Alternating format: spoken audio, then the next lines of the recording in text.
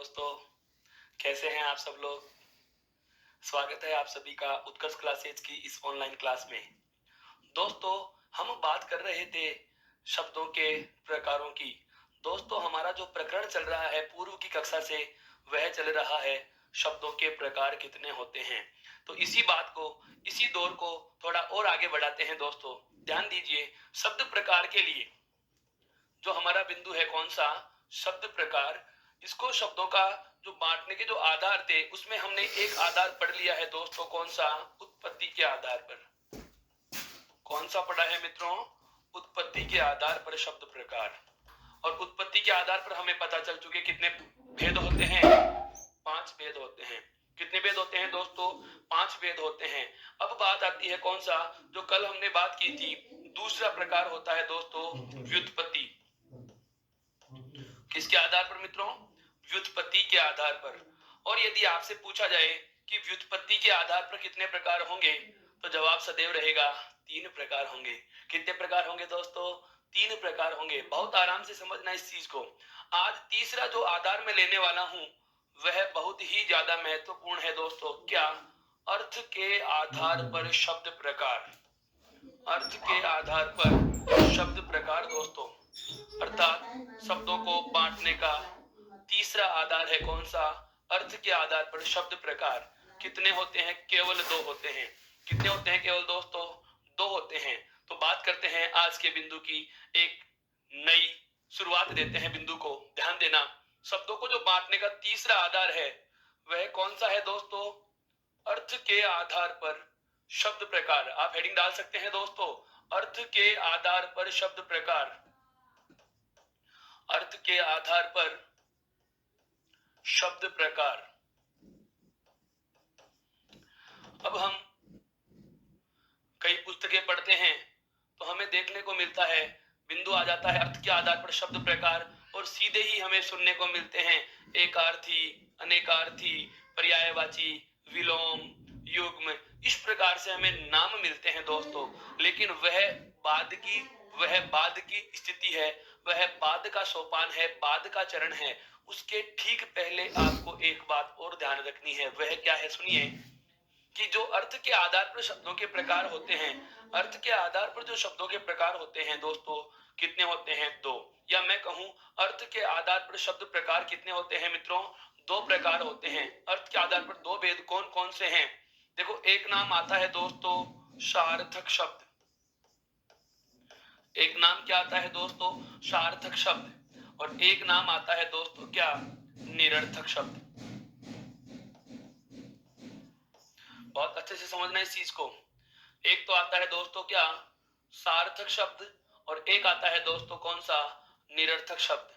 अब बात आती है सार्थक शब्द क्या होगा और निरर्थक शब्द क्या होगा। तो ध्यान देना, हमें शब्द पढ़ना है। हमें क्या पढ़ना है, शब्द का प्रकार पढ़ना है। एक तो नाम हमारे पास कौन सा आया, सार्थक। दूसरा नाम कौन सा आ गया, निरर्थक। क्या होता है सार्थक और क्या होता है निरर्थक, इन दोनों की बात करते हैं दोस्तों। क्या होता है सार्थक और क्या होता है निरर्थक। तो इस पद का अर्थ समझने के लिए हम इसका टुकड़ा कर सकते हैं। देखो, सार्थक का टुकड़ा होता है से योग अर्थ, अंत में क्या जुड़ा हुआ है, कै। और निरर्थक का टुकड़ा क्या होगा मित्रों, निर योग अर्थ योग कै। अर्थात मेरा कहने का आशय यह हुआ कि जो दोनों में समान है, अर्थ कै, यहां से तो हमें जवाब मिल ही नहीं सकता ना। नई चीज क्या बची मित्रों, निर, और इधर क्या है, से। अर्थात जो दोनों नामों में असमान चीज है, वहीं से इन दोनों नामों का अंतर निकाल लेंगे कि सार्थक क्या होता है, निरर्थक क्या होता है। अर्थ के अर्थात मैं कह सकता हूं अर्थ के आधार पर। एक तो कौन से अर्थ के आधार पर, से अर्थ के आधार के, और एक हो गए कौन से, निरर्थ के। अब ध्यान देना, से भी हमारे इस मूल शब्द से पूर्व में जुड़ा हुआ है, निर भी मूल शब्द से पूर्व में जुड़ा हुआ है। और दोस्तों, हम एक बिंदु पढ़ेंगे आगे, क्या, किसी भी शब्द, बिल्कुल किसी भी शब्द से पहले जुड़ा हुआ कोई भी शब्दांश हो, किसी भी शब्द के पूर्व में जुड़ा हुआ कोई भी शब्दांश हो दोस्तों, तो उसे कहा जाता है उपसर्ग कहा जाता है दोस्तों। क्या कहा जाता है मित्रों, उपसर्ग कहा जाता है। अर्थात मेरा कहने का जो आशय है वह यह है कि यहाँ पर तो क्या है, से उपसर्ग है। क्या जुड़ा हुआ है मित्रों, से उपसर्ग जुड़ा हुआ है। और इधर क्या जुड़ा हुआ है दोस्तों, निर उपसर्ग जुड़ा हुआ है। इधर क्या जुड़ा हुआ है दोस्तों, निर उपसर्ग जुड़ा हुआ है, निर उपसर्ग जुड़ा हुआ है। अब यदि हमें इन दोनों का पता लग जाए कि से उपसर्ग का प्रयोग किस अर्थ में होता है और निर अर्थ, बिल्कुल निर उपसर्ग का प्रयोग किस अर्थ में होता है, तो हमें इसका अर्थ भी पता चल जाएगा, इसकी परिभाषा भी पता चल जाएगी दोस्तों। देखिए, से उपसर्ग का जो अर्थ होता है वह होता है, से उपसर्ग का जो अर्थ होता है उसका प्रयोग करते हैं साथ के अर्थ में। किसके अर्थ में, साथ में, या मैं कह सकता हूं सहित। अर्थात जब भी हमें साथ में का या सहित का अर्थ बताना हो, साथ में या सहित का अर्थ बताना हो, तो हम कौन सा उपसर्ग जोड़ते हैं, से उपसर्ग जोड़ते हैं दोस्तों। कौन सा उपसर्ग जोड़ते हैं, से उपसर्ग जोड़ते हैं। यदा कदा हम देखते हैं, जैसे घर पर निमंत्रण पत्र आते हैं, शादी समारोह के, किसी भी कार्यक्रम के आयोजन के निमंत्रण पत्र आते हैं, उसमें बहुत बार हम देखते हैं कि पिताजी या दादाजी या हमारे परिवार के जो मुखिया होते हैं, उनके नाम से ठीक, बिल्कुल उनके नाम के ठीक बाद एक शब्द लिखा होता है मित्रों, से परिवार। क्या लिखा होता है मित्रों, से परिवार। मैं केवल इसे उपसर्ग का अर्थ स्पष्ट कर रहा हूं। अर्थात बुलाने वाला चाहता है कि जो भी व्यक्ति बुलाया जा रहा है वह कैसे आए, से परिवार आए, अर्थात परिवार सहित आना हो। कैसे बुलाया जा रहा है दोस्तों, परिवार सहित बुलाया जा रहा है, परिवार के साथ में आपको आने के लिए कहा जा रहा है। अर्थात मैं ये कहूं कि से उपसर्ग का अर्थ किसके, बिल्कुल से उपसर्ग का अर्थ किसके लिए प्रयुक्त किया जाएगा, जब हमें साथ का अर्थ चाहिए या सहित का अर्थ चाहिए। तो इस संपूर्ण शब्द का अर्थ क्या हुआ दोस्तों, साथ में या सहित अर्थ के, साथ में या सहित अर्थ के। अर्थात वे शब्द जो अर्थ सहित होते हैं या जो अर्थ के साथ में होते हैं दोस्तों, जो अर्थ सहित होते हैं या अर्थ के साथ में होते हैं, उन्हें क्या कहा जाता है दोस्तों, सार्थक शब्द कहा जाता है। क्या कहा जाता है दोस्तों, सार्थक शब्द कहा जाता है। दूसरा दूसरा जो हमारे पास आया है, दूसरा जो हमारे पास आया है वह क्या है, उपसर्ग निर। और निर का अर्थ होता है दोस्तों, कौन से रूप में लिया जाएगा, रहित कह सकते हैं आप, के बिना के अर्थ में भी ले सकते हो, के बिना या रहित, के बिना या रहित के अर्थ में, के बिना या रहित हम कह सकते हैं दोस्तों क्या, अलावा, हम कह सकते हैं अलावा, अर्थात के बिना या रहित, के बिना या रहित आप कह सकते हो बगैर। क्या कह सकते हो दोस्तों, बगैर कह सकते हो। क्या कह सकते हो, बगैर। ध्यान से समझना इस चीज को दोस्तों, के बिना के अर्थ में कह सकते हैं, या आप चाहें तो इसको रहित के अर्थ में भी ले सकते हैं। अर्थात के बिना या रहित के अर्थ में जिस उपसर्ग का प्रयोग किया जा रहा है वह कौन सा है, हमारे यहाँ पे निर उपसर्ग लिखा हुआ है। कौन सा उपसर्ग लिखा हुआ है दोस्तों, निर उपसर्ग लिखा हुआ है। अब पूरे पद का मतलब क्या हुआ, एक तो हो गया साथ में अर्थ के, और एक हो गया अर्थ के बिना या अर्थ बगैर या अर्थ रहित। क्या हो गया दोस्तों, अर्थ रहित। अर्थात वे शब्द जो अर्थ के साथ होते हैं और वे शब्द जो अर्थ के साथ नहीं होते, अर्थात बिना अर्थ के वाले शब्दों को क्या कहा जाएगा मित्रों, निरर्थक शब्द कहा जाएगा। और जो अर्थ के साथ होंगे उन्हें क्या कहा जाएगा, सार्थक कहा जाएगा। मेरा कहने का आशय यह हुआ कि जिन शब्दों का अर्थ निकलता है, जिन शब्दों का अर्थ निकलता है वो क्या कहलाएंगे, सार्थक। और जिन शब्दों का कोई अर्थ नहीं निकलता दोस्तों, वो क्या कहलाएंगे, निरर्थक शब्द कहलाते हैं। क्या कहलाते हैं दोस्तों, निरर्थक शब्द कहलाते हैं। क्या आपकी इतनी बातें समझ में आने के बाद एक सवाल दिमाग में नहीं उठ रहा क्या, कि कल हम जब बात करे थे कि शब्द क्या होता है, शब्द क्या होता है, और उस समय मैंने आपको एक बात बताई थी दोस्तों, क्या वर्णों का सार्थक योग ही शब्द है। वर्णों का कौन सा योग दोस्तों, सार्थक योग ही क्या है, शब्द है। ध्यान से समझना इस बात को, बहुत अलग चीज बताने वाला हूं दोस्तों। हम रटी रटाई बातों पे भरोसा करते हैं, आज बता रहा हूं कि तथ्य कैसे समझना है। परिभाषा क्या कह रही थी, वर्णों का सार्थक योग ही शब्द होता है। अर्थात दो या दो से अधिक वर्ण जुड़े और उनका कोई अर्थ निकले तो उसे शब्द कहेंगे, यदि अर्थ नहीं निकलता तो उसे शब्द नहीं कहा जाता। यह बात हमने बहुत भली भांति जान ली, कौन सी चीज में, परिभाषा में। अब बात आती है कि वर्णों का अगर अर्थ के साथ योग होगा तो ही उसे शब्द कहा जाता है, जबकि हमें यह भी पता है कि जो निरर्थक शब्द होते हैं इनका तो कोई अर्थ ही नहीं होता। तो परिभाषा की बात माने तो हम ये कह सकते हैं कि निरर्थक शब्दों का कोई अर्थ ही नहीं होता, तो इसका मतलब तो ये तो शब्द ही नहीं होना चाहिए। समझ में आया दोस्तों मेरा कहने का आशय क्या है? मेरे कहने का आशय पुनः दोहराता हूं, क्या परिभाषा कहती है कि वर्णों का ऐसा योग जिसका कोई अर्थ निकलता हो, वर्णों का ऐसा योग जो अपना अर्थ प्रदान करते हैं, उसे शब्द कहा जाता है। और निरर्थक शब्द वे होते हैं जिनका कोई अर्थ नहीं निकलता। तो क्या यह परिभाषा से ठीक विपरीत स्थिति नहीं हुई मित्रों? ध्यान से समझो इस बात को। मैं पूछ रहा हूं, क्या यह परिभाषा से ठीक विपरीत स्थिति हुई या नहीं? हमें पता चल चुका है, परिभाषा की बात करें तो शब्द वही होगा जिसका अर्थ होता है, अगर अर्थ नहीं है तो वो शब्द भी नहीं है। और यहाँ पर हमें यह भी पता चल रहा है निरर्थक को पढ़ने के बाद कि वे शब्द जिनका कोई अर्थ नहीं होता वो क्या होते हैं? निरर्थक। अब इन दोनों में एक दूसरे से गतिरोध उत्पन्न हो रहा है, विरोधाभास की स्थिति आ गई। बात आती है क्या, वास्तविकता यही है कि जो शब्द होंगे उनका अर्थ निकलेगा, जो शब्द होंगे उनका अर्थ निकलता है, और यदि उनका अर्थ नहीं निकलता तो वो शब्द भी नहीं है। लेकिन निरर्थक शब्दों को हिंदी में स्थान क्यों दिया गया?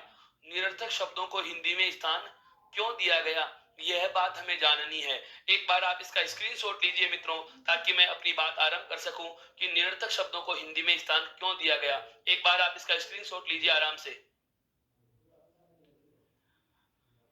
अब बात करते हैं आगे, सुनिए, निरर्थक शब्दों का हिंदी में प्रयोग क्यों हुआ? निरर्थक शब्दों का हिंदी में प्रयोग क्यों हुआ दोस्तों? हम क्या करते हैं, बहुत बार भाषा का उच्चारण करते हैं, बहुत बार किसी वाक्य का उच्चारण करते हैं, बहुत बार कोई बात बोलते हैं, बहुत बार हम किसी लाइन का उच्चारण कर रहे होते हैं मित्रों, तो शीघ्रतावश, ध्यान से समझना, एक बहुत अच्छी चीज बताने वाला हूं दोस्तों, कि निरर्थक शब्द कुछ होते ही नहीं है, फिर भी हिंदी में क्यों पढ़े जाते हैं, क्यों इनका प्रयोग हुआ, कहां से आ गए, वो चीज बता रहा हूं, इनका कारण स्पष्ट कर रहा हूं। ध्यान से सुनो इस बात को, मैं क्या कह रहा हूं।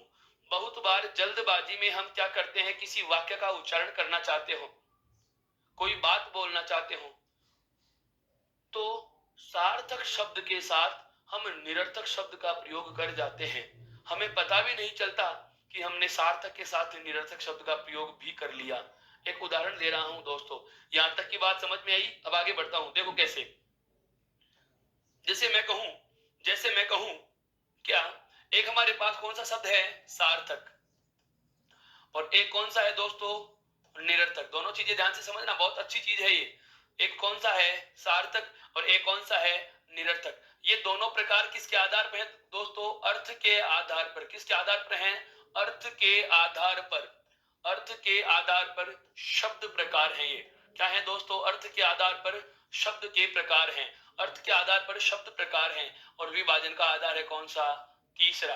आज हम जिसकी बात कर रहे हैं वह कौन सा है? अर्थ के आधार पर शब्द प्रकार। मैं कारण बता रहा था कि निरर्थक शब्द हमारे हिंदी में क्यों आया।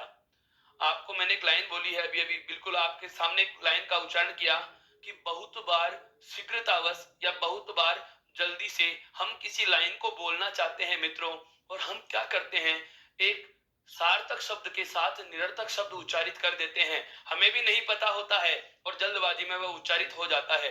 लेकिन उसके बोल देने के बाद जो वाक्य हमने कहा है, जिस उक्ति का हमने जो उक्ति या जो कथन हम उच्चारित कर रहे हैं, उसके अर्थ पर कोई प्रभाव भी नहीं पड़ता। आप उस शब्द को चाहे बोलो या नहीं बोलो, उसका कोई प्रभाव नहीं होता है।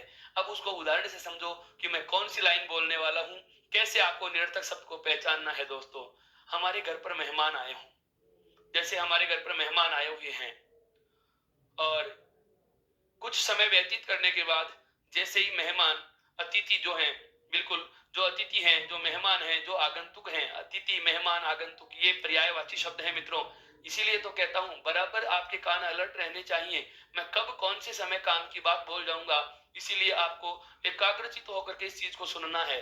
क्या कि आगंतुक जो भी था, मेहमान जो भी था, या हम कहें कि जो भी आए हुए अतिथि थे, जैसे ही वापस जाने को उद्यत होते हैं, उद्यत का मतलब होता है दोस्तों तैयार होना, तत्पर होते हैं, जैसे ही वापस से जाने के लिए तैयार होते हैं, तो उसी समय पिताजी एक लाइन बोलते हैं, क्या, जरा सा और ठहर जाइए, चाय वाय पीकर जाना। बहुत अच्छे से समझना इसको दोस्तों, लाइन बोली क्या, चाय वाय पीकर जाना।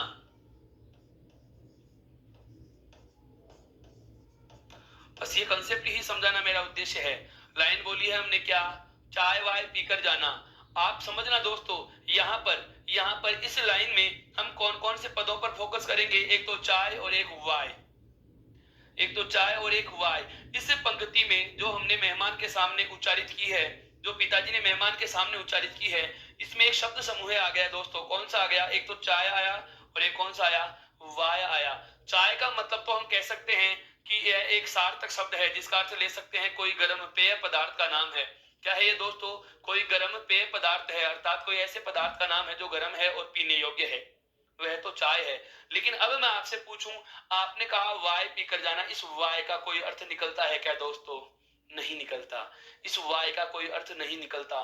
मेरा कहने का आशय यही है कि हम क्या करते हैं, लाइन को जल्दबाजी से बोलने की वजह से, हम कहें क्या, शीघ्रता की वजह से, हम क्या कह सकते हैं, शीघ्रतावश। हम क्या करते हैं, शीघ्रतावश। हम शीघ्रतावश सार्थक शब्द के साथ, हम सार्थक शब्द के साथ एक ऐसा शब्द बोल गए दोस्तों जिसका होना या न होना कोई मतलब नहीं रखता। जैसे जैसे उदाहरण से समझो, मैं चाहूं तो यह भी तो कह सकता था चाय पीकर जाना, चाय पीकर जाना। इसका मतलब भी यही होगा जो ऊपर वाली पंक्ति का था, अर्थात सामने वाले या आगंतुक या मेहमान या श्रोता को हम यह भी तो कह सकते हैं चाय पीकर जाना, अर्थात चाय पीने के लिए हम उन्हें कह रहे हैं। लेकिन आप एक बात बताना मित्रों, अगर ये सार्थक शब्द है या नहीं है, इसकी पहचान कैसे होगी? ये देखो सार्थक शब्द था, क्यों? क्योंकि हमने इसको अकेले प्रयोग में ले लिया। क्या आप अकेले ऐसे बोल सकते हो वाय पीकर जाना? नहीं बोल सकते मित्रों, नहीं बोल सकते। और ऐसा बोल दिया तो यदि मेहमान की इच्छा रुकने की होगी तो भी नहीं रुकेगा। उसे पता ही नहीं है कि वाय कौन सी चीज है। क्या पता आज तो हमारे साथ कोई पूर्व जन्म की शत्रुता का बदला लेंगे क्या।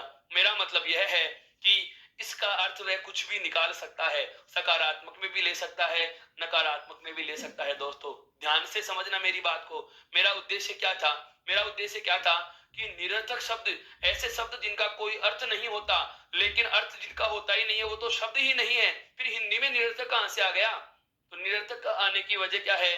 भाषा का शीघ्रता से प्रयोग करना, भाषा का शीघ्र बोला जाना। हम क्या करते हैं, शीघ्र उच्चारण कर देते हैं। हम क्या करते हैं दोस्तों, शीघ्र उच्चारण कर रहे हैं, और शीघ्र उच्चारण की वजह से ही, इस शीघ्र उच्चारण की वजह से ही हमने क्या किया है, हमने क्या किया है, सार्थक के साथ, हमने क्या किया है, सार्थक के साथ एक ऐसा शब्द बोल दिया जिसका कोई मतलब नहीं है।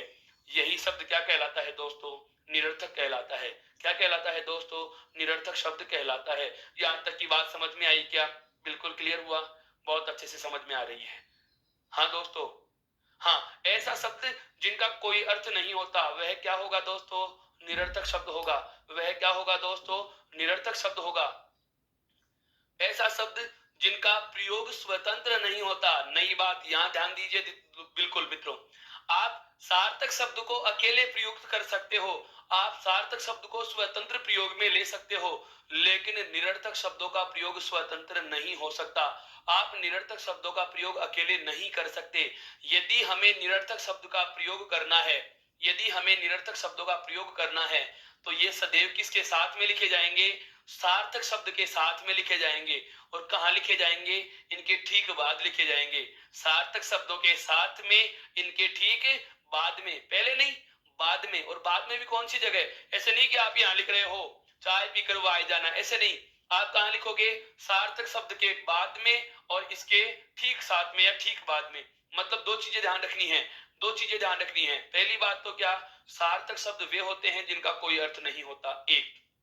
दूसरी महत्वपूर्ण बात जो हमें पता चली क्या, कि इनका कोई अर्थ और अस्तित्व नहीं होता, और ये अकेले प्रयुक्त नहीं होते, अकेले प्रयुक्त नहीं होते, या आप कह सकते हो इनका कोई स्वतंत्र प्रयोग नहीं होता। दोस्तों इनका स्वतंत्र प्रयोग नहीं होता, इनका स्वतंत्र प्रयोग नहीं होता। तीसरी महत्वपूर्ण बात बता रहा हूं, तीसरी महत्वपूर्ण बात बता रहा हूं दोस्तों, क्या कि इनका प्रयोग, निरर्थक शब्दों की बात कर रहे हैं, ये सदैव कहां आएंगे, ये सदैव कहां आएंगे दोस्तों, सार्थक शब्दों के साथ ही।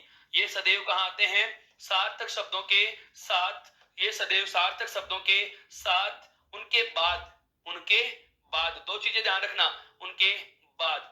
और बाद भी कहां पे, उनके ठीक बाद लिखोगे तो थोड़ा और ज्यादा अच्छा लगेगा, उनके ठीक बाद, अर्थात जस्ट बाद में ही लिखेंगे, ऐसे नहीं कि लाइन में कहीं भी बाद लिख दिया। इसके साथ में, सार्थक शब्दों के साथ में और उनके ठीक बाद में लिखे जाते हैं, या इनके ठीक बाद में प्रयुक्त होते हैं और इनके ठीक बाद में प्रयुक्त होते हैं। ये दो बातें हमें ध्यान और रखनी है। कौन कौन सी?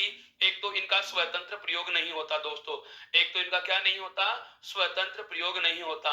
एक तो इनका कोई स्वतंत्र प्रयोग नहीं होता, और दूसरी महत्वपूर्ण बात जो हमें सदैव ख्याल रखने के लिए है, क्या? ये सार्थक शब्दों के साथ में और इनके ठीक बाद में ही प्रयुक्त होंगे। सार्थक शब्दों के बाद में और इनके साथ में ही प्रयुक्त होंगे। यहां तक की बातें समझ में आई मित्रों? लेकिन सार्थक शब्दों का एक गुण और पता चला है हमें, क्या? ये स्वतंत्र प्रयुक्त हो सकते हैं। ये कैसे प्रयुक्त हो सकते हैं दोस्तों? स्वतंत्र प्रयुक्त किए जा सकते हैं, स्वतंत्र प्रयुक्त होते हैं या किए जा सकते हैं, स्वतंत्र प्रयुक्त किए जा सकते हैं। ये स्वतंत्र प्रयोग में लाए जा सकते हैं। यहां तक की बात समझ में आई मेरे मित्रों? यहां तक की बात समझ में आई? तो इस पूरी की पूरी बात को अगर आप चाहो तो इसका स्क्रीनशॉट ले सकते हो। मैं इसको अलग से एक परिभाषा के संदर्भ से लिखवाऊंगा, पूरा बहुत अच्छे से समझना है इस चीज को। आगे बढ़ू दोस्तों, आगे बढ़ सकता हूं? ये यहां तक आपको क्लियर हुआ? अब ध्यान दीजिए, हम इसे परिभाषा के शब्दों में बांधना चाहें दोस्तों, हम इसे परिभाषा के शब्दों में बांधना चाहें तो देखिए, बिंदु है हमारा कौन सा? अर्थ के आधार पर। किसके आधार पर? तीसरा आधार जो है शब्दों को बांटने का, क्या? अर्थ के आधार पर शब्द प्रकार। अर्थ के आधार पर शब्द प्रकार। अर्थ के आधार पर शब्द प्रकार, जिसमें कितने प्रकार होते हैं? छोटा सा प्रश्न पूछे तो अर्थ के आधार पर बिल्कुल मोटे तौर पर अर्थ के आधार पर कितने प्रकार हैं? दो। पहला कौन सा है? सार्थक शब्द। पहला कौन सा है दोस्तों? सार्थक शब्द है। पहला कौन सा है? सार्थक शब्द। क्या होता है सार्थक शब्द? क्या होता है सार्थक शब्द? अगर इसे परिभाषा के शब्दों में बांधना चाहें तो परिभाषा क्या होगी? सुनना, मैं लिख रहा हूं, क्या? वे शब्द। परिभाषा क्या होगी दोस्तों इसकी? वे शब्द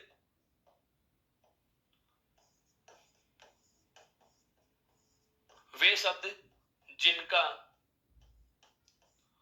कोई अर्थ होता है। वे शब्द जिनका कोई अर्थ होता है। एक बात, तथा जिन्हें स्वतंत्र प्रयुक्त किया जा सकता है, तथा जिन्हें स्वतंत्र भी प्रयोग में लाया जा सकता है। वे शब्द जिनका कोई अर्थ होता है और जिन्हें स्वतंत्र भी प्रयोग में लाया जा सकता है। जिन्हें स्वतंत्र भी प्रयोग में लाया जा सकता है। जिन्हें स्वतंत्र भी प्रयोग में लाया जा सकता है, सार्थक शब्द कहलाते हैं दोस्तों। क्या कहलाते हैं मेरे दोस्तों? सार्थक शब्द कहलाते हैं। यहां तक की बात समझ में आई? क्या सार्थक शब्द किसे कहा जाएगा? बिल्कुल, प्रशासनिक परीक्षा या आरएस मुख्य परीक्षा वाले मेरे मित्र ध्यान दें, अगर आपको बिल्कुल रिटर्न में इस प्रकार के प्रश्न पूछे जा सकते हैं कि सार्थक शब्द क्या होता है, शब्द हमारे पाठ्यक्रम में चलता भी है, यह चीज ध्यान रहे। साक्षात्कार में ऐसे प्रश्नों का सामना करना पड़ जाता है। क्यों? क्योंकि हम बहुत सारी किताबों में यही पढ़ते हैं कि अर्थ के आधार पर शब्द के एकार्थी, अनेकार्थी, विलोमार्थी, पर्यायार्थी अर्थात युग्मार्थ की इस प्रकार के शब्दों के प्रकार होते हैं। लेकिन जो बेस प्रकार है वह यह होता है दोस्तों, सबसे पहला कौन सा? सार्थक शब्द। सार्थक शब्द किसे कहा जाता है? कि वे शब्द जिनका कोई अर्थ होता है। वे शब्द जिनका कोई अर्थ होता है और जिन्हें स्वतंत्र भी प्रयोग में लाया जा सकता है। शब्द क्या कहलाएगा दोस्तों? सार्थक कहलाता है। क्या कहलाता है मित्रों? सार्थक कहलाता है। दूसरे प्रकार की परिभाषा और बता देता हूं आपको। दूसरा प्रकार कौन सा है दोस्तों? निरर्थक शब्द। दूसरा प्रकार कौन सा है? निरर्थक शब्द। यदि हमें पूछा जाए निरर्थक शब्द क्या होंगे, निरर्थक शब्द क्या होंगे, तो इसकी परिभाषा क्या हो जाएगी? इसके ठीक विलोम हो जाएगी। क्या? वे शब्द जिनका अपना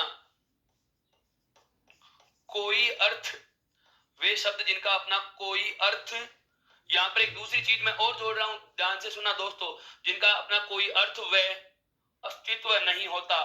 बिल्कुल बिल्कुल, बहुत अच्छे से समझना इसको। वे शब्द जिनका अपना कोई अर्थ व अस्तित्व नहीं होता। अस्तित्व क्यों नहीं होता? मतलब इनका अकेले कोई वजूद नहीं है। इनका वजूद कब होगा दोस्तों? जब ये सार्थक शब्द के साथ में होंगे, उनके ठीक बाद में होंगे। यदि आपने निरर्थक शब्द को अकेले लिख दिया तो ये अपना कोई अर्थ नहीं देते, और यदि कोई अर्थ नहीं देते तो वो शब्द भी नहीं माना जाएगा, अर्थात उसका कोई अस्तित्व भी नहीं रहेगा। तो ध्यान से समझना दोस्तों इस बात को, वे शब्द जिनका अपना कोई अर्थ व अस्तित्व नहीं होता, वे शब्द जिनका अपना कोई अर्थ व अस्तित्व नहीं होता, तथा तथा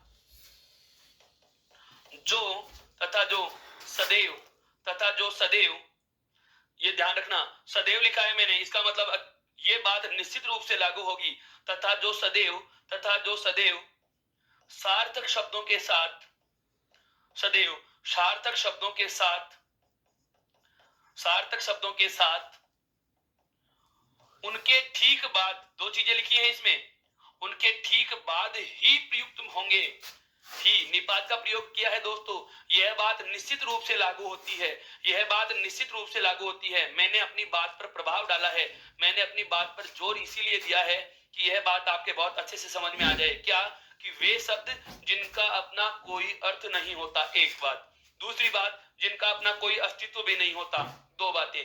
तथा जो सदैव सार्थक शब्दों के साथ आएंगे और उनके ठीक बाद ही प्रयुक्त होते हैं, उनके ठीक बाद ही प्रयुक्त होते हैं, उनके ठीक बाद ही प्रयुक्त होते हैं, क्या कहलाते हैं दोस्तों? निरर्थक शब्द कहलाते हैं। क्या कहलाते हैं दोस्तों? निरर्थक शब्द कहलाते हैं। यहां तक की बात समझ में आई क्या? यहां तक की बात समझ में आई क्या?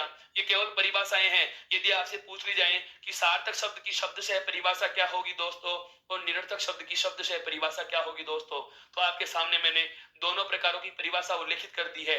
एक बार मेरे मित्रों इसका स्क्रीनशॉट लीजिए ताकि मैं इन दोनों के उदाहरण भी रख सकूं आपके सामने। आगे बढ़ते हैं स्क्रीनशॉट के ठीक बाद आगे बढ़ते हैं दोस्तों। क्या उदाहरण की बात कर रहा हूं, एक तरफ तो लेता हूं मैं, जैसे कौन सा? सार्थक शब्द। एक तरफ तो लेता हूं कौन सा दोस्तों? सार्थक शब्द। और एक तरफ कौन सा लेता हूं? निरर्थक शब्द। एक तरफ कौन सा लेता हूं? निरर्थक शब्द। जैसे जैसे हम बात करें उदाहरणों की, क्या कि सार्थक शब्द क्या होंगे और निरर्थक शब्द क्या होंगे, परिभाषा में बहुत अच्छे से पता चल चुकी। हिंदी में आए क्यों, यह भी बात हम जान चुके हैं। अब हमें क्या लेने हैं? इनके उदाहरण। जैसे सार्थक शब्द की बात करूं मैं, क्या? खाना। तो हम निरर्थक में क्या बोल देते हैं दोस्तों? वाना। क्या बोल देते हैं? वाना। बहुत बार हमें माताजी या पिताजी या कक्षा में जाने के बाद मित्र पूछ लेते हैं, आपने खाना वाना खाया या नहीं? खाना वाना, खाना का मतलब तो भोजन है, वाना का संदर्भ क्या है दोस्तों? यहाँ पर वाना इस सार्थक शब्द के साथ बोला गया क्या है? निरर्थक शब्द है दोस्तों। क्या है? निरर्थक शब्द है दोस्तों। कई बार हम किसी, बिल्कुल बिल्कुल, किसी मित्र से मिलते हैं, कई बार हम हमारे किसी गुरुजन से मिलते हैं और गुरुजन पूछ लेते हैं, बेटा पढ़ाई वढ़ाई कैसी चल रही है?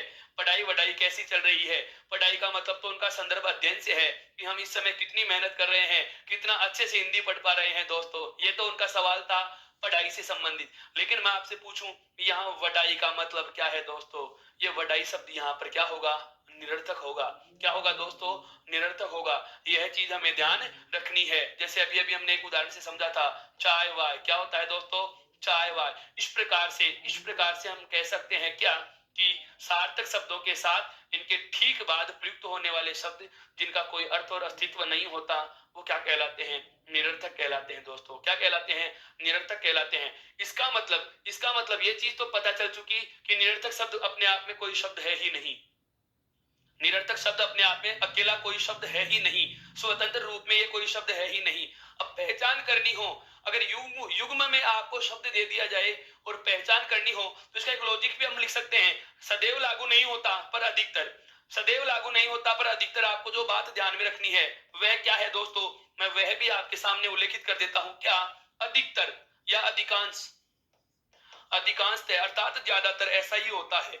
अधिकांशतः निरर्थक शब्दों का, अधिकांशतः निरर्थक शब्दों का आरंभ, अधिकांशतः निरर्थक शब्दों का आरंभ अर्थात निरर्थक जो शब्द होता है इसकी शुरुआत दोस्तों सार्थक शब्द के प्रथम वर्ण के स्थान पर, प्रथम वर्ण के स्थान पर, ध्यान से समझना इस बात को, सार्थक शब्द के प्रथम वर्ण के स्थान पर वह वर्ण से होता है। किससे होता है दोस्तों? वह वर्ण से होता है। किससे होता है? वह वर्ण से होता है दोस्तों। किससे होता है? वह वर्ण से होता है। यह बात जो मैंने लिखी है इसको ध्यान से समझो। अधिकांश अर्थात ज्यादातर देखा गया है क्या कि निरर्थक शब्दों का जो आरंभ, निरर्थक शब्द की जो शुरुआत होती है वह कहां से होती है? जो सार्थक शब्द था उसका जो प्रथम वर्ण था, जैसे खाना और वाना, इसमें सार्थक शब्द का प्रथम वर्ण क्या है दोस्तों? ख वर्ण है। क्या है दोस्तों? ख वर्ण। तो मैंने क्या कहा? अधिकांशतः निरर्थक शब्दों का आरंभ सार्थक शब्दों के प्रथम वर्ण अर्थात इसके ख के स्थान पर, प्रथम वर्ण के स्थान पर कौन से वर्ण से होगा दोस्तों? वह वर्ण से होता है दोस्तों। किससे होता है? वह वर्ण से होता है। किससे होता है दोस्तों? वह वर्ण से होता है। यह चीज आपके बहुत अच्छे से समझ में आ चुकी होगी दोस्तों। अब बात आती है कि इन सार्थक शब्दों के कितने प्रकार होंगे, क्योंकि निरर्थक का तो कोई प्रकार है ही नहीं ना। निरर्थक तो वही है जो सार्थक के साथ है, अकेला है तो है ही नहीं। अकेले तो इनका कोई अर्थ और अस्तित्व होगा ही नहीं, तो निरर्थक का तो कोई प्रकार नहीं मानेंगे। लेकिन जो सार्थक शब्द होते हैं दोस्तों, सार्थक जो शब्द होते हैं इनकी बहुत प्रकार की श्रेणियां बन जाती हैं, जिनमें हम कौन कौन सी मुख्यतः पढ़ते हैं। देखिए, सबसे पहले जो आते हैं क्या? एकार्थी शब्द। सबसे पहले कौन सा आता है दोस्तों? एकार्थी शब्द आता है। उसके बाद दूसरा आता है दोस्तों अनेकार्थी शब्द आता है। क्या आता है दोस्तों? अनेकार्थी शब्द आता है। बहुत अच्छे से समझो इस चीज को कि मैं कहना क्या चाह रहा हूं। हम क्या करते हैं, कोई बिल्कुल बिल्कुल मानक पुस्तक ले आते हैं और उसमें सीधे ही अर्थ के आधार पर शब्दों में एकार्थी अनेकार्थी इस प्रकार से नाम आ जाते हैं। अब पता चल रहा होगा कि जो आपके एकार्थी और अनेकार्थी ये जो प्रकार हैं वो कहां से निकल के आ रहे हैं? इस सार्थक में से निकल के आते हैं दोस्तों। कहां से निकल के आते हैं? सार्थक में से निकल के आ रहे हैं। क्यों? क्योंकि वही अर्थ, वही शब्द सार्थक होंगे जिनका कोई अर्थ होता है। अब अगर उनका एक अर्थ है तो एक है और अनेकार्थी है तो अनेक है। इसके अलावा जैसे एक आता है विलोम, बिल्कुल ध्यान से समझना दोस्तों। और एक आता है आपके कौन सा? पर्यायवाची। कौन सा आता है दोस्तों? पर्यायवाची शब्द। फिर आता है क्या? ध्यान से समझना, समोच्चारित भिन्नार्थक। नाम बहुत अलग है दोस्तों, नाम बहुत अलग हैं। समोच्चारित भिन्नार्थक। और एक आता है दोस्तों कौन सा? श्रुति सम भिन्नार्थक। एक कौन सा आता है दोस्तों? श्रुति सम भिन्नार्थक।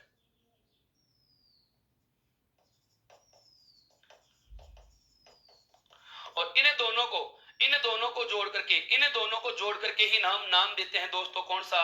युग्म शब्द। क्या नाम देते हैं दोस्तों? युग्म शब्द। ये सारे के सारे जो भेद होते हैं, ये सारे के सारे जो भेद होते हैं दोस्तों, ये अर्थ के आधार पर शब्द के प्रकार के भेद हैं। किसके आधार पर? अर्थ के आधार पर शब्द के प्रकार के भेद हैं। मेरा कहने का मतलब यह हुआ कि सार्थक शब्द किसे कहते हैं पता चल चुका है। सार्थक शब्द किसे कहते हैं बांटने का, देखो आज हमारा जो बिंदु था वह कौन सा है? अर्थ के आधार पर शब्द प्रकार। एक तो कौन सा? सार्थक शब्द। और एक कौन सा दोस्तों? निरर्थक शब्द। सार्थक शब्द क्या होता है? वे शब्द जिनका अपना कोई अर्थ निकलता है, अकेले प्रयोग में लाए जा सकते हैं। निरर्थक शब्द क्या होता है? वे शब्द जिनका अपना कोई अर्थ नहीं होता और जो अकेले प्रयोग में नहीं लाए जाते, वो क्या कहलाते हैं? निरर्थक शब्द कहलाते हैं। इसके ठीक बाद हम बात करते हैं उदाहरणों की, और उसके बाद में मैंने आपको बताया क्या इनकी पहचान क्या होगी। फिर सार्थक शब्द के हमारे पास मोटे मोटे देखें तो 5 प्रकार आ चुके हैं दोस्तों। कितने प्रकार आ चुके हैं? 5। कौन कौन से? एकार्थी, अनेकार्थी, विलोम, पर्यायवाची और युग्म। एकार्थी क्या होता है? वह शब्द जिसका एक ही अर्थ निकलता हो, तो वह क्या होगा? एकार्थी। वे शब्द जिसके अनेक अर्थ निकलते हो वो क्या होगा? अनेकार्थी। मूल शब्द का ठीक विपरीत अर्थ बताने वाले शब्द क्या कहलाते हैं दोस्तों? विलोम। एक शब्द के समान अधिकार रखने वाला यदि कोई दूसरा शब्द है तो वह क्या कहलाता है दोस्तों? वह क्या कहलाता है दोस्तों? पर्यायवाची कहलाता है। क्या कहलाता है दोस्तों? पर्यायवाची कहलाता है। समोच्चारित, वे शब्द जो उच्चारण में समान हो और अर्थ जिनका अलग होता है वो क्या होते हैं? समोच्चारित भिन्नार्थक। श्रुतिसम का मतलब वे शब्द जो सुनने में समान लगे और अर्थ भिन्न होता है वो क्या होते हैं? श्रुतिसम भिन्नार्थक। इन दोनों को कहा जाता है युग्म शब्द। क्या कहा जाता है? युगल शब्द कहा जाता है दोस्तों। जो आपके खुद के याद करने होंगे, ये आपको नोट्स के फॉर्मेट में ई बुक के रूप में यूथकर्स ऐप पर मिलेंगे, और इस बोर्ड की जो सारी बिल्कुल पीडीएफ है वो आपको टेलीग्राम ऐप पर मिल जाएगी। यहां तक की बात समझ में आई दोस्तों। अब हम बात करते हैं आगे की। ये था कौन सा? तीसरा आधार शब्दों का। अब आता है अगला अपना कौन सा? विकार या विकार के आधार पर। अगला अभी अभी जो हमने प्रकार पढ़ा दोस्तों, क्या अभी तक हमने जाना है किसके आधार पर? अर्थ के आधार पर। कितने प्रकार हो गए? दो। और अब ले रहा हूं मैं कौन सा? विकार या रूप परिवर्तन, अर्थात शब्दों को बांटने का चौथा आधार है दोस्तों। शब्दों को बांटने का चौथा आधार है विकार। रूप परिवर्तन कह सकते हो मित्रों आप इसको। क्या कह सकते हो? रूप परिवर्तन, आप चाहो तो इसे कह सकते हो बदलाव। क्या कह सकते हो? बदलाव। विकार रूप परिवर्तन या बदलाव के आधार पर, विकार रूप परिवर्तन या बदलाव के आधार पर मेरे मित्रों। अगला शब्द का प्रकार, और ध्यान देना, परीक्षा की दृष्टि से या संपूर्ण हिंदी व्याकरण की बात कर रहा हूं मैं, संपूर्ण हिंदी व्याकरण की बात कर रहा हूं। यदि हिंदी व्याकरण में सबसे बड़ा भाग होता है, हिंदी व्याकरण का सबसे बड़ा अंग होता है, तो वह होता है शब्द। तीन टॉपिक होते हैं हिंदी व्याकरण में, या हम कहें व्याकरण के या भाषा के तीन अंग हैं, पहला वर्ण, दूसरा और शब्द, तीसरा है क्या? वाक्य। तो जो सबसे बड़ा भाग है, सबसे बड़ी जो भाषा की इकाई है शब्द वाली, इस शब्द प्रकार की इकाई का सबसे महत्वपूर्ण प्रकार है ये। शब्दों के बांटने के आधारों में, या मैं कहूं शब्दों के प्रकारों में सर्वाधिक महत्वपूर्ण कौन सा है दोस्तों? विकार रूप परिवर्तन या बदलाव के आधार पर शब्दों के प्रकार। देखो दोस्तों, विकार शब्द का अर्थ क्या होता है? रूप में परिवर्तन, अर्थात शब्द में हमें क्या करना है? बदलाव करना है दोस्तों। शब्द में हमें क्या करना है? बदलाव करना है। सवाल यह उठता है कि सर कितने प्रकार होंगे, सर कितने प्रकार होंगे? तो ध्यान देना, विकार या रूप परिवर्तन के आधार पर शब्दों के प्रकार होते हैं दोस्तों दो। कितने होते हैं? दो प्रकार होते हैं। एक नाम आता है क्या? विकारी शब्द, और एक नाम आता है दोस्तों कौन सा? अविकारी शब्द। एक नाम कौन सा आता है दोस्तों? अविकारी शब्द। अर्थात मेरा कहने का आशय यह है कि विकार या रूप परिवर्तन या बदलाव के आधार पर शब्दों के प्रकार कितने होते हैं दोस्तों? दो प्रकार होते हैं। कितने प्रकार होते हैं? दो प्रकार होते हैं। दो कौन कौन से? विकारी और अविकारी। सवाल यह उठता है क्या विकारी क्या होगा और अविकारी क्या होगा? देखिए दोस्तों, इस विकार शब्द से, इस विकार शब्द से ही क्या बना है? विकारी। विकार शब्द से क्या बना है? अविकारी। कैसे? यहाँ तो हमने क्या किया है? विकार में, यहाँ पर तो हमने क्या किया है दोस्तों? विकार में ई प्रत्यय जोड़ा है, और यहाँ पर देखिए विकार से पहले ए उपसर्ग है, उसके बाद में क्या है? विकार, और विकार में क्या जोड़ा हुआ है? ई, प्रत्यय के रूप में जोड़ रखा है। यह मैंने इस शब्द का, यह मैंने दोस्तों क्या किया है? इस शब्द का टुकड़ा कर लिया है। क्या कर लिया है दोस्तों? शब्द का टुकड़ा किया है। क्यों किया? ताकि हम इसका अर्थ पता लगा सके, ताकि हमें पता लगे क्या? ताकि हमें पता लगे क्या दोस्तों? कि विकारी किसे कहा जाएगा और अविकारी किसे कहा जाएगा। अर्थात हम इन शब्दों की परिभाषा निकाल सकें, अर्थात हम इन शब्दों की परिभाषाओं का पता लगा सके दोस्तों। तो ध्यान देना, विकार से ही मैंने क्या बना लिया? विकारी, और विकार से ही क्या बनता है दोस्तों? अविकारी बनता है। अब कौन सा तो विकारी होगा और कौन सा अविकारी होगा, वो सब जानने से पहले मैंने क्या किया? शब्द का अर्थ स्पष्ट करने के लिए इसका विच्छेद कर दिया, और यहाँ पर इसमें प्रत्यय निकाल दिया। यहाँ पर क्या किया है? उपसर्ग, मूल शब्द और प्रत्यय निकाला है। हमें पता है विकार का मतलब क्या होता है मित्रों? बदलाव। विकार का मतलब क्या होता है दोस्तों? बदलाव होता है। तो यहाँ भी विकार का मतलब क्या होगा दोस्तों? बदलाव होगा। क्या होगा? बदलाव होगा। अब नई चीज समझिए, जैसे हम बात करते हैं, एक विशेषण टॉपिक आता है मित्रों। कौन सा टॉपिक आता है? विशेषण टॉपिक आता है। और उस विशेषण टॉपिक में हम पढ़ेंगे क्या? कि जो एक व्यक्तिवाचक विशेषण जो इसका प्रकार है, जिसे कहा जा सकता है संज्ञा शब्दों से विशेषण बनाना, जिसे कहा जा सकता है दोस्तों क्या? संज्ञा शब्दों से विशेषण बनाना।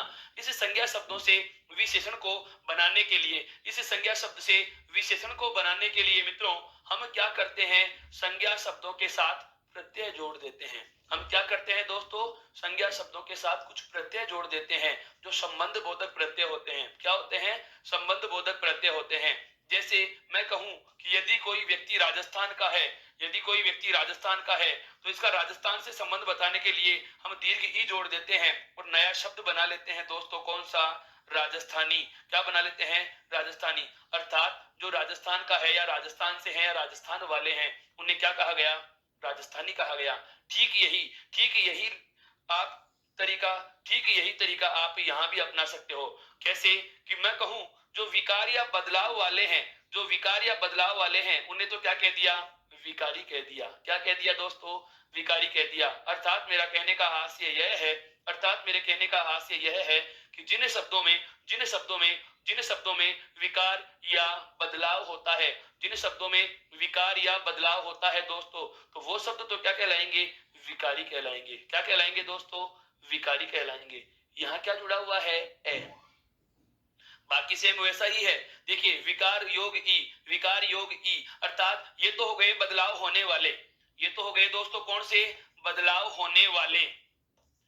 और इधर देखिए यहाँ पर क्या जुड़ा हुआ है? ए उपसर्ग जुड़ा हुआ है। मूल शब्द में ए उपसर्ग जुड़ा हुआ है। और दोस्तों सदैव याद रखना, यदि ए उपसर्ग के रूप में जोड़ा जाता है, यदि ए उपसर्ग के रूप में जोड़ा जाता है मित्रों, बिल्कुल ध्यान से समझना इस चीज को, बहुत मजा आने वाला है इस सेशन में। क्यों? क्योंकि इसमें हमें बहुत बड़े बड़े बिंदुओं के नाम पता लगेंगे। हिंदी व्याकरण का हम कह सकते हैं एक बहुत बड़ा भाग ये एक अकेला बिंदु अपने आप में समाहित रखता है। मैं उसी दिशा में आपको लेकर चल रहा हूं। जैसे मैंने कहा कि उपसर्ग, अब उपसर्गों का भी हम साथ साथ चर्चा में ले रहे हैं। ये नहीं मेरा उद्देश्य कि उपसर्ग पढ़ा रहा हूं, मेरा उद्देश्य केवल इतना है कि हमें पूर्वाभास हो सके इस बात का कि हाँ उपसर्ग कोई चीज है जो किसी शब्द के पूर्व में जोड़े जा रहे हैं। बाद में जब उपसर्ग पढ़ेंगे तो इस बारे में हम बहुत विस्तार से बात करने वाले हैं। अभी केवल इतना जान लीजिए क्या कि यदि ए उपसर्ग के रूप में कहीं जोड़ दिया जाए तो ये ए उपसर्ग के रूप में अर्थ देता है किसका? नहीं का अर्थ देता है। किसका अर्थ देता है दोस्तों? नहीं का अर्थ देता है। अर्थात मेरा कहने का आशय यह हुआ कि यदि ए उपसर्ग जोड़ा जाता है यदि किसी शब्द में, तो ए उपसर्ग किसका अर्थ देने लग जाता है? नहीं का। किसका अर्थ देने लग जाता है दोस्तों? नहीं का अर्थ देने लग जाता है। और विकार योग ई, विकार योग ई का मतलब क्या होता है दोस्तों? बदलाव वाले। विकार योग ई का मतलब क्या होता है दोस्तों? बदलाव वाले शब्द। अब ध्यान देना, विकार ई को, विकार और ई को हमने क्या कहा है दोस्तों? विकारी। तो विकारी को क्या कहा? विकार वाले या बदलाव होने वाले। यहाँ पर भी बदलाव वाले, यहाँ पर ए जुड़ा हुआ है और ए उपसर्ग का अर्थ क्या होता है? नहीं। मेरा कहने का आशय यह हुआ, मेरा कहने का आशय यह हुआ कि विकार तो होंगे, विकारी शब्द तो कौन से होंगे दोस्तों? विकारी शब्द तो कौन से होंगे दोस्तों? वे शब्द जिनमें बदलाव होता है, वे शब्द जिनमें बदलाव होता है। और अविकारी का मतलब जिनमें बदलाव नहीं होता। बहुत ही महत्वपूर्ण तथ्य आपके सामने आ गया। क्या? यहाँ पर जुड़ा हुआ कौन सा उपसर्ग? ए उपसर्ग। और ए उपसर्ग अर्थ किसका देता है मित्रों? नहीं का अर्थ देता है। ए उपसर्ग किसका अर्थ देता है दोस्तों? नहीं का अर्थ देता है। अब ए का मतलब नहीं होता है और विकारी का मतलब होता है बदलाव होने वाले। तो इस पूरे पद का अर्थ क्या हो गया? बदलाव नहीं होने वाले। क्या कह देंगे? बदलाव नहीं होने वाले। अर्थात विकार रूप परिवर्तन या विकार के आधार पर, बदलाव रूप परिवर्तन या विकार के आधार पर जो शब्दों के दो प्रकार होते हैं उनमें एक नाम तो होता है विकारी और एक नाम होता है दोस्तों अविकारी। विकारी का अर्थ होता है क्या? बदलाव होने वाले। विकारी का अर्थ क्या होता है दोस्तों? बदलाव होने वाले। विकारी का मतलब क्या हो गया दोस्तों? बदलाव होने वाले। और अविकारी का मतलब क्या होगा मित्रों? बदलाव नहीं होने वाले। अविकारी का मतलब क्या होगा दोस्तों? बदलाव नहीं होने वाले। यह बात बहुत अच्छे से समझ में आ गई कि विकारी किसे कहते हैं और अविकारी किसे कहते हैं। बात यह नहीं है कि विकारी किसे कहते हैं और अविकारी किसे कहते हैं। हमें यह कभी नहीं पूछा जाएगा, हमें यह कभी नहीं पूछा जाएगा। हम बार बार बोल रहे हैं शब्द को बदलना है, बदलना है, बदलना है। कैसे बदलता है? सवाल यह उठता है दोस्तों कि शब्द विकारी है या अविकारी है, यह तो हम बाद में पता लगाएंगे। पहले हमें यह तो पता हो कि हम शब्द को बदले कैसे, और यदि बदलने का तरीका यदि हमें पता है तो फिर हम बदल कर देखेंगे। यदि उस तरीके से कोई शब्द बदल जाता है तो उसे विकारी नाम दे देंगे, और यदि कोई शब्द नहीं बदलता तो उसे मेरे मित्र क्या नाम दे देंगे? अविकारी नाम दे देंगे। मैं पुनः बोल रहा हूं, वापस से सुनना मेरी बात को। हमने क्या कहा कि विकार या बदलाव होने वाले शब्दों को क्या कहा जाएगा मित्रों? विकारी कहा जाएगा। क्या कहा जाएगा दोस्तों? विकारी कहा जाएगा। और जिन शब्दों में बदलाव नहीं होता उन्हें क्या कहा जाएगा? अविकारी। चलो मान लिया बदलाव होने वाले विकारी होते हैं और बदलाव नहीं होने वाले अविकारी होते हैं, पर यह तो पता चले कि यह बदलाव होता कैसे है, यह बदलाव होता कैसे है, अर्थात किसी शब्द को हम बदलते कैसे हैं। तो ध्यान दीजिए, किसी भी शब्द को कैसे बदला जाता है दोस्तों, इस बात पर मैं प्रकाश डाल रहा हूं। इस बात पर मैं प्रकाश डाल रहा हूं क्या कि किसी शब्द को हमें बदलना हो तो किस तरीके से बदला जाता है। उसे कहा जाता है शब्द परिवर्तन की इकाइयां। क्या कहा जाता है दोस्तों? शब्द परिवर्तन की इकाइयां। क्या कहा जाता है दोस्तों? शब्द परिवर्तन या शब्द विकार की इकाइयां। क्या कहा जाता है दोस्तों? शब्द परिवार की इकाई परिवर्तन या शब्द विकार की इकाई कहा जाता है। शब्द विकार कैसे होगा, किसी भी शब्द को बदलने के लिए क्या तरीके हो सकते हैं, तो ध्यान देना। शब्द परिवर्तन या शब्द विकार की जो इकाई होती है वो होती है दोस्तों कुल 4 होती हैं। कितनी होती है मेरे मित्रों? 4 होती हैं। बार बार सुन लेना इस बात को, बहुत ज्यादा महत्वपूर्ण चीज बता रहा हूं। किसी भी शब्द में यदि परिवर्तन करना हो तो हमारे पास दोस्तों 4 शर्तें होंगी। अब आएगा इस सेशन का मजा। बहुत बड़ा बिंदु है, बहुत विस्तार से समझाऊंगा इस चीज को, हम मान के चलेंगे क्योंकि यह अंतिम प्रकार है। यह बिंदु पूरा होते ही आपका समाज शुरू हो जाएगा। अब समाज को जानने के लिए, समाज की कहानी तक हमें पहुंचना है, उसके लिए हमें क्या क्या चीजें जाननी है, अर्थात समग्र शब्द नाम के जितने भी टॉपिक हैं वो सारे के सारे इसी में समाहित करने वाला हूं। बस आप धैर्य के साथ आराम से इसको पढ़ते रहिए। आप साथ में साथ लिख रहे हैं दोस्तों, तो लेखन का कार्य भी करते रहें, लेकिन आपका ध्यान नहीं भंग होना चाहिए। मैं आपको लेखन की स्वतंत्रता दे रखा हूं, बार बार मैं आपके सामने स्क्रीनशॉट लेने के लिए आपको सुविधा दे रहा हूं। आप बहुत अच्छे से जुड़े रहिए इसके साथ, बहुत काम की बातें बताने वाला हूं। क्या किसी भी शब्द को बदलना हो, किसी शब्द में यदि हमें विकार उत्पन्न करना है तो दोस्तों तरीके कितने होते हैं? 4। इन्हें कहा जाता है शब्द विकार की इकाई। क्या कहा जाता है मित्रों? शब्द विकार की इकाई। इन्हें कहा जाता है शब्द परिवर्तन की इकाई। क्या कहा जाता है दोस्तों? शब्द परिवर्तन की इकाई। मेरा मतलब है, मेरा कहने का आशय है कि किसी भी शब्द को हम बदलेंगे तो तरीके कितने होंगे?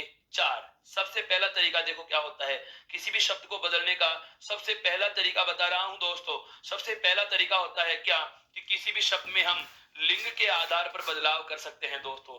किसके आधार पर बदलाव कर सकते हैं? लिंग के आधार पर बदलाव कर सकते हैं। जैसे यदि कोई शब्द पुल्लिंग है तो उसका स्त्रीलिंग बना देना। उसका क्या बना देना? स्त्रीलिंग बना देना। एक उदाहरण की चर्चा करते चलता हूं साथ में। जैसे यहाँ पर मान लीजिए, यहाँ हम इनका उदाहरण भी लेते चलेंगे। जैसे शब्द मैंने लिखा क्या? लड़का। जैसे मैंने शब्द लिखा क्या? लड़का। बताएं जरा कौन सा लिंग है? पुल्लिंग है दोस्तों। कैसा शब्द है? पुल्लिंग। अब यदि मैं कहूं इसका स्त्रीलिंग बनाओ, अर्थात लिंग के आधार पर बदलाव करेंगे, तो यह शब्द क्या बन जाएगा मित्रों? लड़की। इसका मतलब यह हुआ कि लड़का शब्द क्या हो सकता है? लिंग के आधार पर परिवर्तित हो सकता है। समझ में आया मेरे मित्रों मैंने क्या कहा? किसी भी शब्द को बदलना हो तो उस शब्द में परिवर्तन की हमारे पास कितने तरीके होते हैं दोस्तों? उस शब्द में परिवर्तन के हमारे पास कितनी स्वतंत्रताएं होती हैं? 4। अर्थात किसी भी शब्द को आप 4 प्रकार से बदल सकते हो, जिनमें सबसे पहला तरीका है लिंग के आधार पर परिवर्तन। किसी भी शब्द में लिंग के आधार पर परिवर्तन। तो जैसे मैंने एक उदाहरण लिया, जैसे लड़का शब्द पुल्लिंग है, स्त्रीलिंग बनाया, क्या बन गया? लड़की। या मैं कहूं लड़की शब्द स्त्रीलिंग है, इसका पुल्लिंग क्या होगा? लड़का। अर्थात मेरे कहने का आशय यह हुआ कि लिंग के आधार पर शब्द को बदला जा सकता है। नंबर 2, दूसरा तरीका आता है शब्दों को बदलने का। क्या दोस्तों? वचन। वचन के आधार पर भी शब्दों में विकार होता है, शब्दों का रूप बदलता है, शब्द परिवर्तित होते हैं। जैसे एक वचन का क्या बना देना दोस्तों?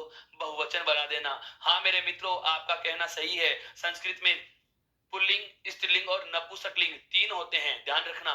हिंदी में केवल 2 ही होंगे। हिंदी में केवल 2 ही होंगे, या तो स्त्रीलिंग और या पुल्लिंग। जब हम इन बिंदुओं को बहुत विस्तार से पढ़ाऊंगा, ये सारी चीजें आपके सामने आएंगी दोस्तों।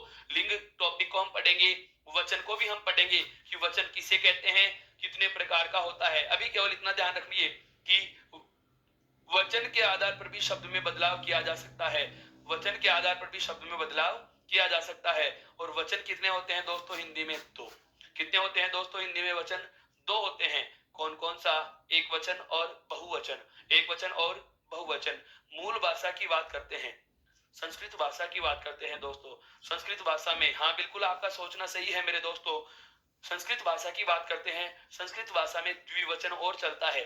ध्यान देना, संस्कृत भाषा की मैं बात करूं तो संस्कृत भाषा में द्विवचन और चलता है, ध्यान दीजिए। हिंदी में तो हम पढ़ते हैं क्या? एक तो होता है क्या? एक वचन। एक तो क्या होता है दोस्तों? एक वचन। और एक क्या होता है दोस्तों? बहुवचन। एक क्या होता है दोस्तों? बहुवचन। इन दोनों के मध्य में जो मूल व्याकरण की बात कर रहा हूं, वहां एक द्विवचन और आता है। यदि कोई संज्ञा या सर्वनाम एक की संख्या में है, अकेला है, एक है, तो वह होगा एक वचन। यदि वे दो हैं तो होगा द्विवचन, और यदि दो से भी अधिक हैं, यदि दो से अधिक हैं, चाहे अब वो कितने भी हों, अनंत की संख्या तक जा सकते हैं, वे सभी किस में गिने जाते हैं दोस्तों? बहुवचन में गिने जाते हैं। लेकिन हिंदी में क्या होता है, इस द्विवचन को भी किस में गिना जाता है दोस्तों? बहुवचन में गिना जाता है। किस में गिना जाता है मित्रों? बहुवचन में गिना जाता है। अर्थात एक है तो एक वचन, और एक से ज्यादा चाहे कितने भी हों, एक से ज्यादा कितने भी हों, वो सारे के सारे दोस्तों किस में गिने जाएंगे? बहुवचन में गिने जाएंगे। तो अभी हमारा जो उदाहरण था, उस उदाहरण की चर्चा कर रहा हूं दोस्तों। क्या कि वचन के आधार पर देखे, शब्द में बदलाव कैसे होता है। जैसे हमारा शब्द था कौन सा? लड़का। अब मैं कहूं दोस्तों क्या कि ये एक वचन है या बहुवचन है, तो आप कहोगे एक वचन है। इसका वचन बदलिए दोस्तों, तो लड़का से हम क्या लिख सकते हैं? लड़के लिख सकते हैं। क्या लिख सकते हैं? लड़के लिख सकते हैं। अर्थात ये एक से ज्यादा हो गए। दूसरी शर्त शब्द को परिवर्तित करने की, क्या? विकार के आधार पर शब्द प्रकार। विकार के आधार पर शब्द प्रकार। तो विकार के आधार पर शब्दों के जो प्रकार थे, तो उसमें जो दूसरी विकार की शर्त थी कौन सी? वचन। वचन के आधार पर शब्दों को बदलना, यह चीज भी हमारे सामने क्लियर हो चुकी है। क्या कि वचन के आधार पर भी शब्दों को बदला जा सकता है। वचन के आधार पर भी शब्दों को बदला जा सकता है। तीसरा प्रकार आता है दोस्तों काल के आधार पर बदलना। अंग्रेजी में टेंस जिसे आप कहते हैं, काल के आधार पर भी शब्दों का रूप बदलता है। काल के आधार पर, काल कितने होते हैं दोस्तों? काल कितने होते हैं? 3 होते हैं। जो बीत गया वह भूतकाल, जो चल रहा है वर्तमान, और आने वाला क्या होता है दोस्तों? भविष्य काल होता है। हम इन काल टॉपिक की भी बहुत बड़ी चर्चा करेंगे दोस्तों। अभी केवल हमें विकारी के संदर्भ में जानना है क्या कि काल के आधार पर शब्दों में बदलाव कैसे होता है। जैसे राम पढ़ता है, मैंने कहा राम पढ़ता है।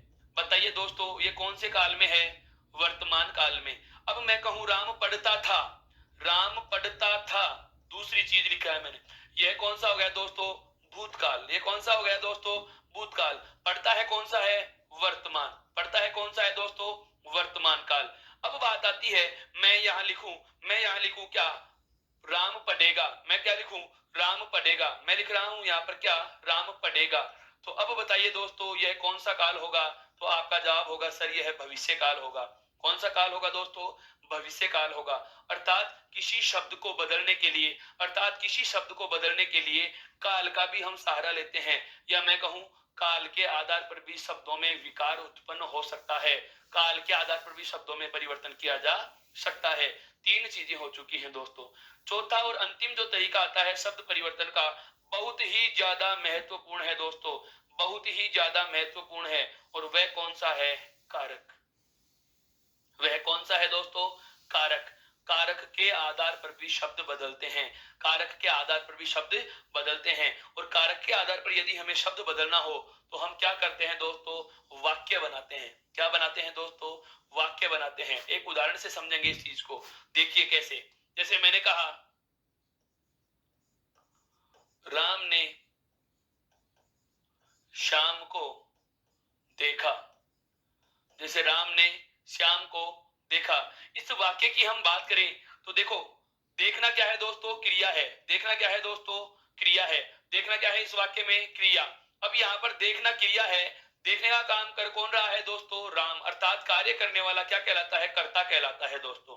क्या कहलाता है? कर्ता कहलाता है। पुनः दोहराता हूं मैं मेरी बात को। क्या? राम ने श्याम को देखा। राम ने श्याम को देखा। इस वाक्य में दोस्तों ध्यान देना, इस वाक्य में राम क्या है? वाक्य का कर्ता है, और देखना क्या है? उसकी क्रिया है। अब ध्यान दीजिए, कर्ता कारक होता है। कर्ता क्या होता है? कारक।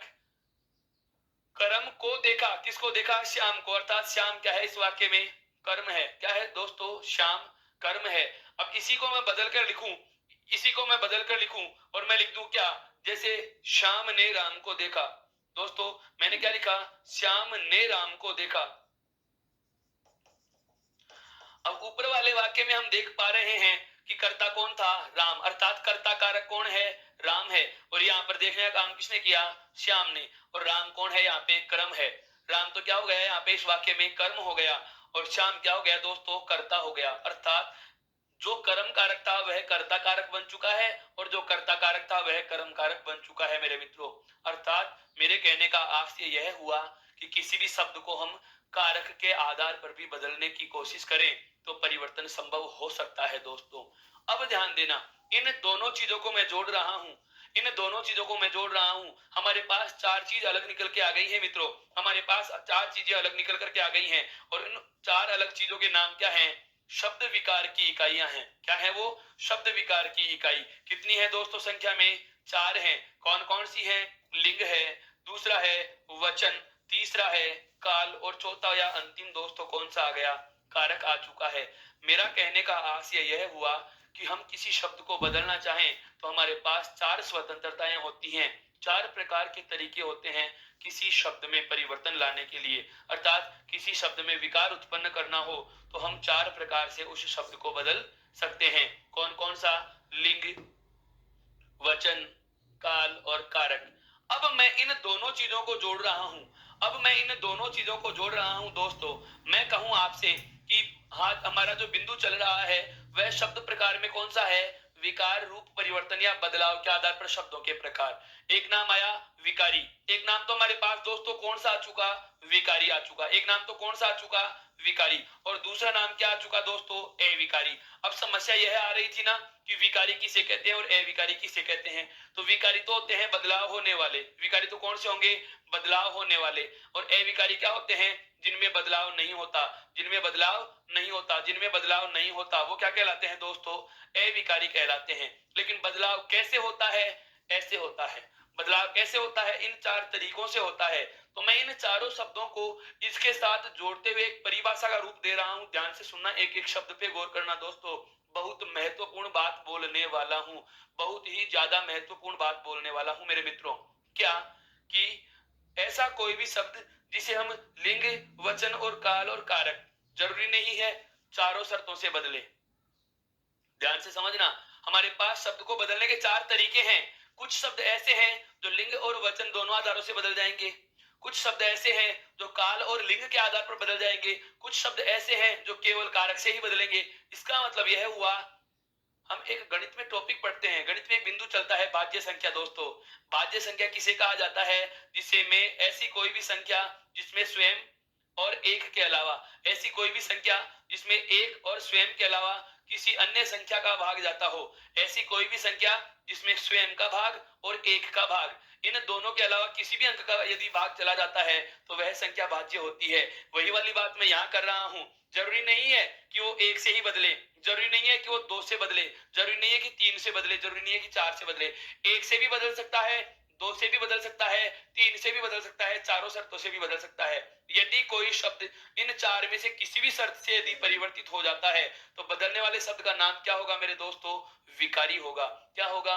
विकारी। और यदि कोई शब्द इन चारों शर्तों पर ही नहीं बदले तो उसे कहा जाएगा मित्रों अविकारी। क्या कहा जाएगा दोस्तों? अविकारी। तो इनकी परिभाषाएं क्या होती हैं अभी मैं लिखने वाला हूं, उससे पहले एक बार आप इसका स्क्रीनशॉट लीजिए मेरे दोस्तों, इसका स्क्रीनशॉट लीजिए।